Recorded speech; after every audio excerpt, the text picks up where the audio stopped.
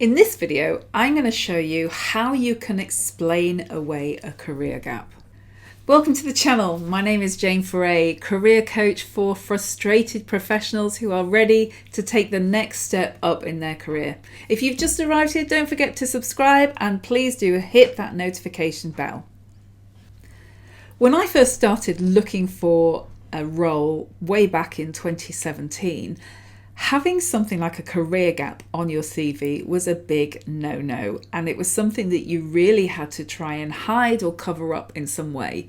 But now, particularly in the past 18 months, having a gap on your CV is way more common than anyone would have predicted. You will still be asked questions about why it's there. So let's have a look about how you can help to navigate that gap in your CV. So the first thing that I would say is that it's really not a gap. Unless all you've been doing is kind of lying on your sofa and watching Netflix, I'm sure that you have been doing something that is productive, that has built your skills and used your time effectively. So the key here is to focus on what you have done, not what you haven't done. Okay, so you haven't been working, so let's just forget about that. But what have you been doing to fill that time? So maybe what you've actually done is had a planned sabbatical. So this is something that I've done in the past. I've taken unpaid leave and I've gone for 6 weeks and studied patisserie at the Cordon Bleu in Paris.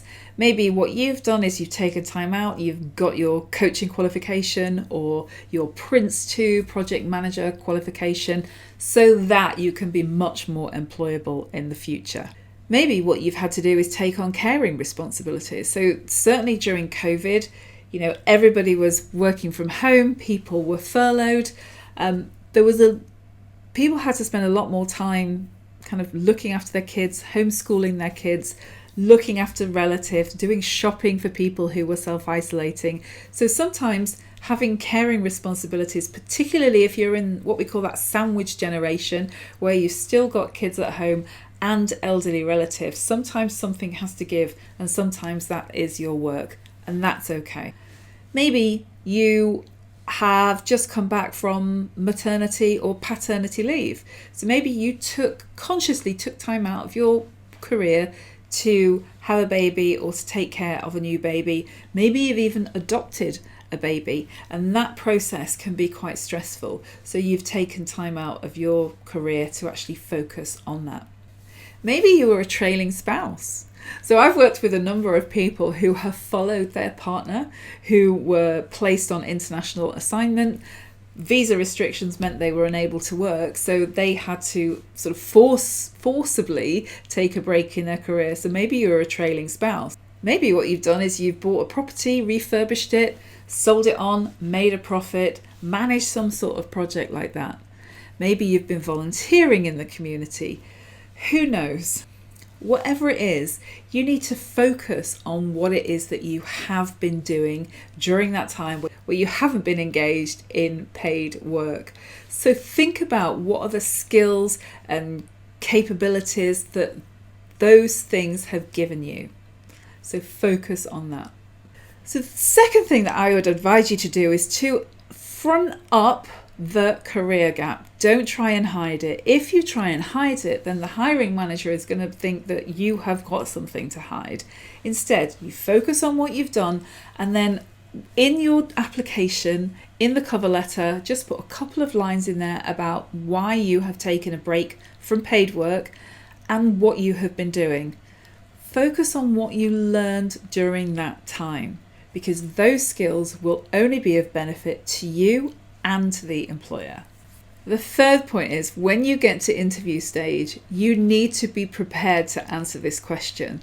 So it's inevitable that someone is going to ask you about your career gap, what you have been doing. So just state the facts, tell the interviewer what it was that you were doing, talk about what you have learned from that situation and what you bring to the organization. Remember, you're in an interview at this stage. They already like you based on what's on your CV.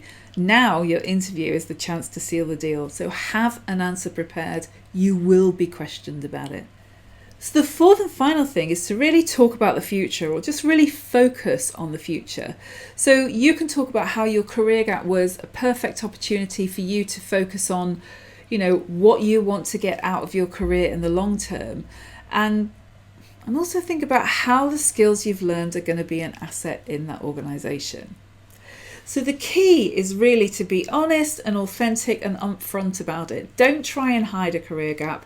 It's very common now that people have been out of work for a period of time, whether that's you choosing to be out of work for any number of reasons, or whether your role has become redundant and you've taken some time out of the job market. Either way, it doesn't matter. Just focus on some of those 4 things, which are focus on what you have done, be upfront about your career gap, have an answer prepared because you will be asked about it in an interview, and then just talk about the future.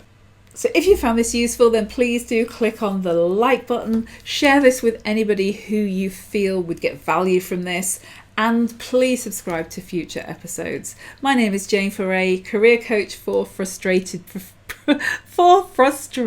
professionals. I'll see you on the next video.